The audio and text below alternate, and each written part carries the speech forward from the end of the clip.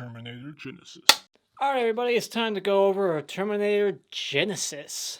This came out in 2015. I saw this opening night. It came out like the 4th of July. I saw it with my dad, and I saw it maybe once since then, and this was my third viewing. Now, my previous thoughts on this was I always thought this was the third best. I always knew that the first two were my favorite, then this one. But after rewatching these, you'll be surprised where it is on my list when I rank these bad boys this week. After I review Dark Fate, and I will do a Terminator ranking. So yeah, it's still a great movie. There hasn't been a single bad Terminator movie as of yet. I hope that I won't be regretting those words when I see Dark Fate, like, oh shit, I take that back. No, hopefully Dark Fate's good. I'm hearing good things. Good mixed things, like, it's good, but does it even need to be here? I don't know. I hope it's good. It's another freaking direct sequel to Part 2. Just like this is a direct sequel to Part 2, but is it? I think it works just as well as a direct sequel to Part 1. This was written by Patrick Lussier. Now, that shocked me when I heard that. When I saw that, I was like, wait, what? The director of My Bloody Valentine? The editor of all the Scream movies? This guy does horror all the time. And he wrote a Terminator movie? And there's nothing horror-like about this at all. In fact, this one is like the most popcorn flick of type film of them all. Like the first one was like a thriller. The second one had way more action and sci-fi to it. The third one was kind of like a repeat of Part 2 again. It was sci-fi action. The fourth one was a dark, serious, like dramatic action movie. And the fifth one here is just like a funny, just action flick. It has some action, but it's also got a lot more downtime than I realized, what I remembered. But this one just feels the most like a summer blockbuster popcorn flick. Just kind of enjoy it and just don't pay attention to all the logical issues that this film clearly has. There's so many moments where I'm like, that doesn't make sense, and bullshit, they'd be dead. But there are good things I will say first about this movie. And what are they? First up, I really enjoy the first act of this movie. I think it's my favorite part. After that, I could give a shit less about anything else. The first act, why I love it so much, it's just like Back to the Future Part 2. They go back to the events of Part 1. You got Kyle Reese. I almost blanked there. What the fuck?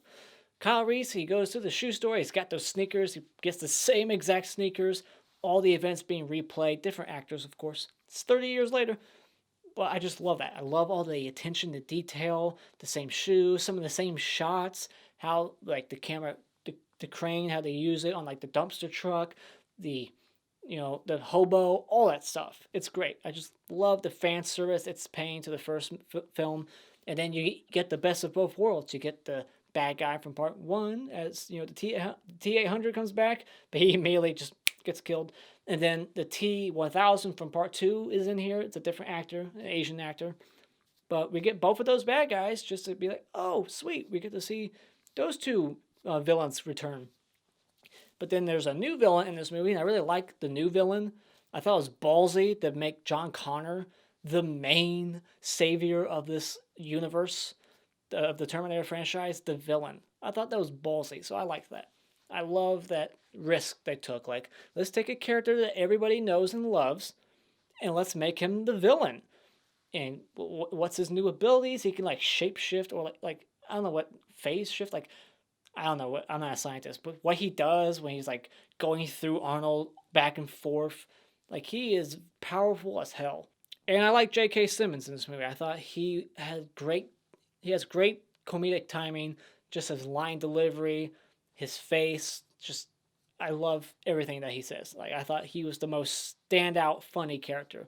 So, yeah, and there's some good action pieces in here. I'm not going to say there aren't, but there's just not a lot.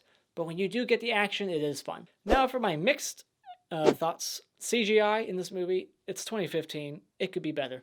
There are some moments, especially when he's fighting that T-800 Arnold, he's fighting himself, where it looks like a cartoon character is fighting him. It does not look real. And they hired an actual bodybuilder to play Arnold in that fight scene, and they put like all the polka dots on him, all that visual effects works behind the camera, whatever. The behind the scenes and how they do it, they have like all these dots on the guy. But why like drench him like with layers and layers of CGI that looks awful? I don't get it. Just film it in a way where you don't have to see his face, like behind him, over his shoulder. It could have him have the same haircut, something like that. It doesn't have to always be a CGI monster attacking Arnold. And it just look. And there's other moments, not just Arnold, but there's other moments where the CGI just that doesn't look real. No. But the reason why it's mixed is because there's also tons of other moments where the CGI is great. I said it earlier, and I think this will go in my mixed feelings, is that this feels like the most popcorn flick of them all. Like, it doesn't feel too much like a Terminator movie. It, like, you see the Terminator, you see all these things, you're like, yes, this is Terminator. But it doesn't really feel like a Terminator. Like, there's no weight to it. Like, I just know they're gonna make it. I just know it. There's no, like, real tension like the first two had. There's no real serious moments where I'm like, oh no, this person might die. Like, it's a fun movie, but I just wish they would have went more serious, maybe a little bit more dark. This movie's not that dark, like tone wise. No, it's just fun, beginning to end. I'll be back. What?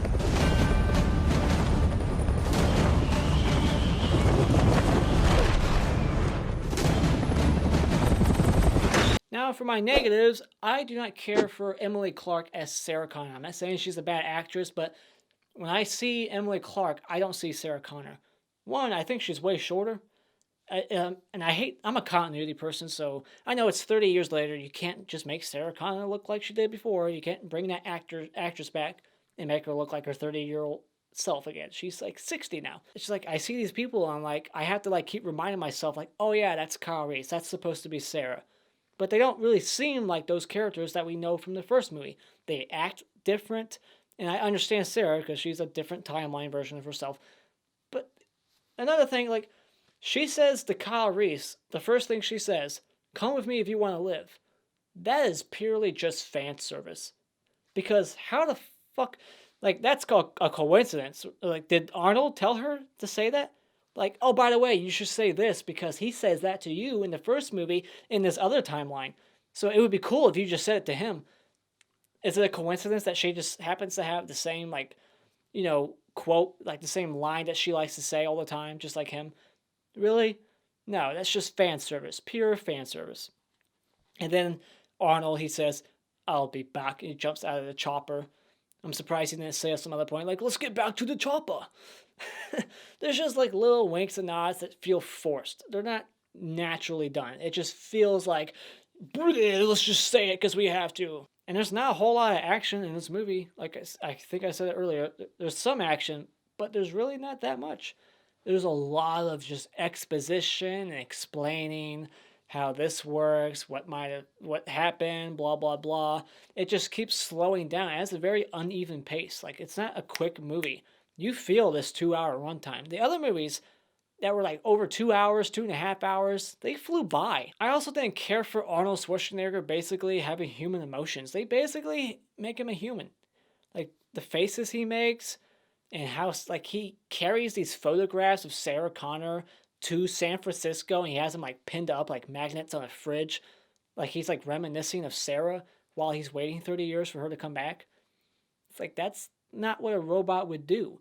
Like, there's just other moments that I can't remember right now, but there's other moments where it's like, that's not the Terminator from the first two. That's not what he would say. That's not how he was, like, there's so many moments where he just feels like a human, like he has emotions. And he's supposed to be a robot, so that kind of irritates me. And another little nitpick will be that this ignores 3 and 4. Why did I skip the word and? 3 and 4. And I am a continuity person. I like for a timeline to just keep going, try to make everything one narrative, one story. But instead, they're like, nope, fuck 3 and 4. We're going to go back to 2. And then part 6 coming out is doing the same thing. Fuck 3, 4, and 5. We're doing this now. Ignore all that. I just hate that. I hate when movies do that. But it's a popular thing now. Halloween 2018, Texas Chainsaw 3D, a billion other ones. I could, like, if I sat here and I thought about it, I could come up with like a dozen other examples. Halloween H2O, so many. And another nitpick I will say before I leave is that bus crash scene is asinine and bullshit. Kyle Reese would be dead. He's in a bus, the only vehicle in the world that doesn't have seatbelts, and he is being tossed around. We don't see any like inside shots. I guess they didn't have the budget to do like that rotating set thing and make like a stunt actor fall around. I wish they would have did that. It would have been cool. But instead, we just see the CGI bus fly and just crash over and over again. It's flipping, bumping into shit. It's falling off the bridge. And he's still alive. Like, not only is he alive, but he doesn't look like anything happened to him at all. Like he's Sam Worthington in Salvation. Just like, no, I'm fine. Like, he doesn't like have a headache the rest of the movie. He's not limping at all. He's just a fucking cyborg. And that's bullshit. You couldn't even like put like a cut on his forehead, like something lazy. Like, just try a little to make this believable. Just put like a little cut on his head, a little bit of blood, something. No, he's fine. He's fine. Holy shit, not only that, when they land in 2018, I believe, is that what it is? Or 2017, whatever, doesn't matter. When they land on that highway, they get hit by a car going at least 30 miles an hour. I would say over 40. Just the way they filmed it, the way they made it look in the editing process, they could have fixed that in the editing room to make it look like the car slowed down dramatically and then hit them and they kind of like rolled up and then back off. No, the car poof, hits Kyle Reese. He flies onto the car, like smashes the windshield, and then ricochets back off of the car, flying another 10-15 feet, hits the ground, and then just starts talking normally to Sarah Connor, like, all right, just be cool. They're going to take us in. Just, really? You're fine? You just got hit by a fucking car. It's just moments like that that takes me right out of the movie, and I hate that. It's just annoying. Make it feel realistic. I know it's not realistic because, you know, this shit can't happen, but he's a real human. Make him be one. But anyways, at the end of the day, this is a decent movie. Like I said, it's a popcorn flick. You can just enjoy it. Stick it in. It's got some pacing issues. It's a lot of exposition, kind of a convoluted timeline. You gotta ignore part 3 and 4. It's got Arnold back, though, so it's got some good Terminator moments. It rehashes part 1 again, but it's just fan service, and I think it does a good job paying attention to the continuity of the first movie and the detail, the sets that they built to like recreate those scenes. I thought that was pretty cool. But there's just some major problems I have with this movie. Some nitpicks, some logic issues I have with the movie. But it's okay. It's not a bad one. So when it comes to Terminator Genisys, if you're a fan of the first two, this is a decent enough sequel to watch after those two. So go out and buy it. And those are my thoughts on Terminator Genisys. What did you think about it? I'm going to be reviewing Dark Fate here real soon, and keep an eye out for my Terminator ranking after that. Also keep an eye out for my Trick or Treat review on Halloween night, and my Hellworld review, if you're keeping up with that shit. If anyone's watching those, nobody. It's Hellraiser. Go figure. No one's watching. But I will be having all kinds of reviews coming out real soon, so keep an eye out for those. And thank you so much for joining me tonight. If you like what you've seen here, you can hit this like button. And you can become a subscriber today just by clicking on my cartoon face in about 5 seconds. And until next time, auf Wiedersehen.